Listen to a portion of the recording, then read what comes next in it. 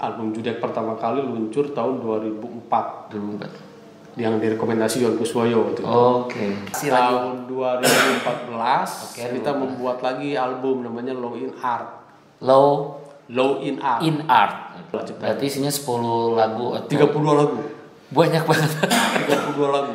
Hampir 30 lagu ciptaan saya. Dan itu mendapat rekor muri dunia, Mas. 2014. 2014. Oke.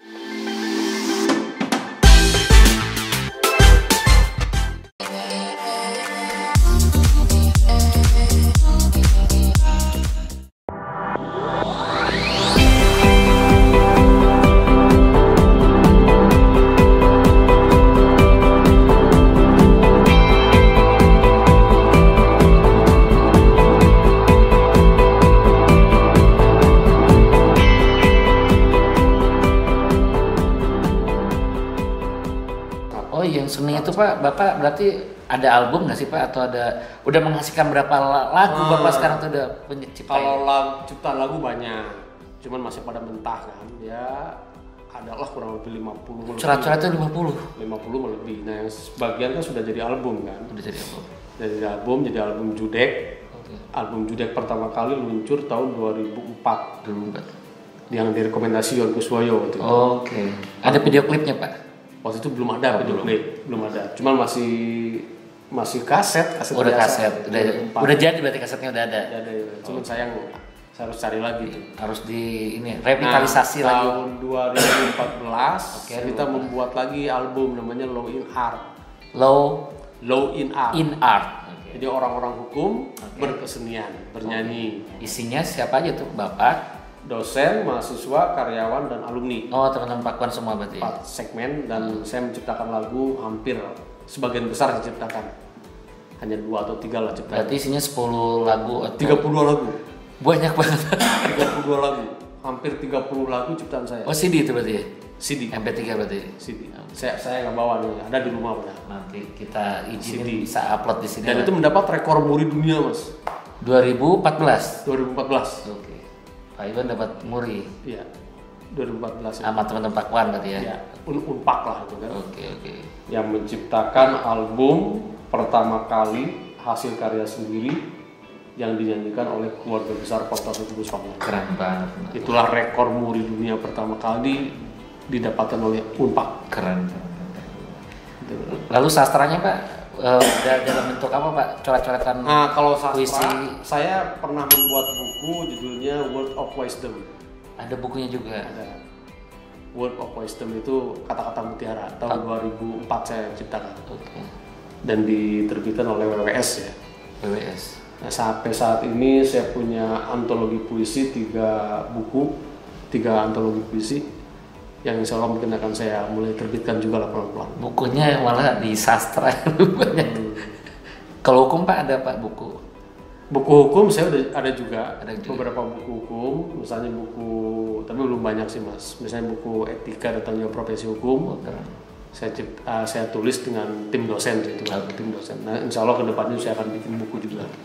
Oke Pak, tapi benar ya Pak, nanti kita ada konten baru tematik yang lebih kekinian dan sangat dekat dengan masyarakat gitu. Siapa tahu gitu. Kayak misalkan kalau kita dicopet terus kita mukul copet hukumnya apa kan gitu. Gitu ya Pak ya. Kita bicara konteks hukum pidana. Cuma kan spesialisasi kan pidana. Pidana. Paling yang konteksnya pidana. Karena kalau perdata tata negara kan ada ahli lain loh. Tapi kalau filsafat saya menguasai. Siap. Sejarah hukum saya menguasai. Ini belum bicara tentang disertasi Bapak juga nih nanti. Menarik itu. Nanti kita mudah-mudahan ada konten khusus bahas tentang disertasi Bapak nih kayak gitu ya. Siap. Tentang Majapahit. Tentang Majapahit. Apa kalau boleh di share dulu judul disertasi Bapak? Jadi judul saya itu judul yang pertama di Indonesia, Mas. Itu pertama ditulis di Indonesia. Judulnya itu Telaah Asas-asas Hukum Pidana dan Pemidanaan pada Kitab Putara Manawa Dharma Sastra Kerajaan Majapahit. Itu judulnya. Itu pertama di Indonesia. Menurut pembimbing saya dan penguji itu pertama. Padahal itu kalau dari segi kajian sebenarnya kan sudah dikaji oleh anak-anak sejarah kan biasanya anak budaya kan. Kalau kajian bedanya sejarah apa itu otomatis sudah dikaji mereka. Tapi mengkaji asas-asas pidana dan pemidanaan pada kitab yang menjadi pegangan Majapahit ya baru pertama kali itu, Mas. Yang ternyata di situ ada asas legalitas, ada asas pemberatan pidana, peringan pidana. Kita udah modern ya sebenarnya. Majapahit itu udah modern berarti. Di zamannya sudah modern, udah maju lah. Di zamannya udah maju. Dengan kitab itu udah maju menurut saya. Ininya Pak, boleh bocoran Pak, yang menarik di kitab itu yang kayak udah kayak futuristik gitu loh. Yang apa yang ada? Ya, prinsipnya di Majapahit itu sudah diatur, Mas. Equality before the law sudah diatur, ada, gitu kan. Terus juga pengaturan tentang perlindungan terhadap hak-hak perempuan dan anak sudah diatur, sudah diatur. Terus kejahatan kesusilaan sudah diatur, penipuan sudah diatur, pencurian, pembunuhan, udah ada semua di sana itu. Santet-santet Pak, kan zaman dulu kan ada santet. Ada tenung. Pasal tenung ada di situ. Ada pasal tenung. Ada pasal tenung, pasal 13. Menarik. KMD, tenung. Malah zaman dulu ada ini. Hukuman mati, Mas. Mati. Hukuman mati bagi pelakunya dan juga bagi keturunannya. Oh, jadi hukumnya merambet berarti ya? Apa? Itu yang menarik. Dosa apa? Karena dianggap kejahatan itu berat dan bisa menimbulkan bahaya bagi masyarakat dan bisa juga menghancurkan negara. Itu makanya kebijakan hukum pidana zaman itu pidananya itu juga harus dikenakan kepada keturunannya, istrinya, anaknya. Memang di situ terjadi dilema kan. Menarik. Antara pidana yang harus dijatuhkan tapi juga ada benturan hak asasi manusia kalau itu dari sekarang kan. Tapi kan zamannya berbeda waktu itu kan. Menarik banget. Nanti kita kupas Pak ya. Waduh, itu menarik Mas. Jangan sekarang lah, itu harus itu ada panjang. khusus. Itu kajian 1 bulan itu. Luar biasa ya. Berapa halaman Pak disertasi Bapak kalau kayak gitu? Ada 400 lebih. 400 lebih. Makanya berapa tahun Pak itu beresnya Pak? Ya ini jangan dicontoh lah, ini lama. Saya termasuk yang menceritain. Makasih, berterima kasih kepada pembimbing saya. Iya boleh, siapa aja Pak Bapak? Terima kasih, tentu saja kan saya mengucapkan terima kasih kepada pimpinan Universitas Pakuan lah ya, pimpinan Pakuan, pimpinan Fakultas Hukum, kan, terutama Pak Rektor ya, yang banyak mendukung saya, memberikan pembiayaan, ya. Pak Warek 1, Warek 2, ya. Sekretaris Universitas, ya. Tentu saya juga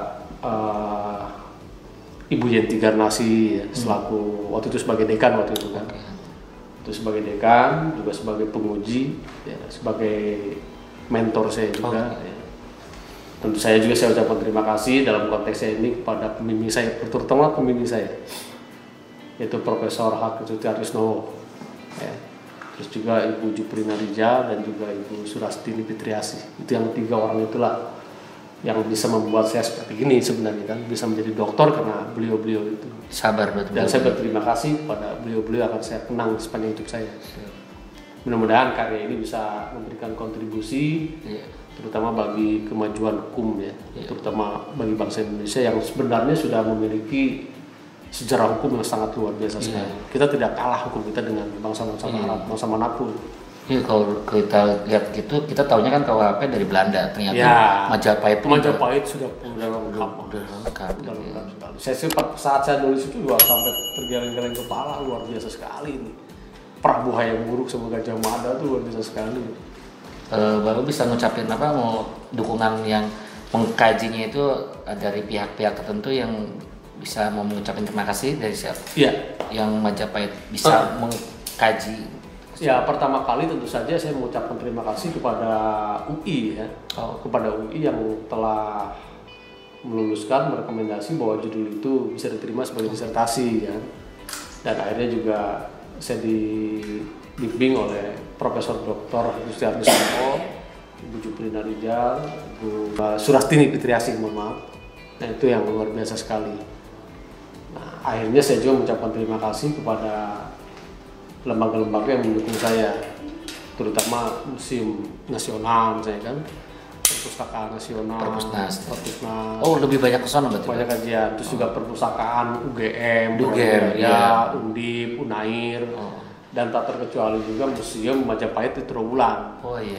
Saya sangat dibantu oleh beliau-beliau di sana. Dan yang terakhir tentu saya mengucapkan terima kasih pada istri saya, karena beliaulah yang mendampingi saya terus dari mulai mendaftar di UI sampai. Oh gitu.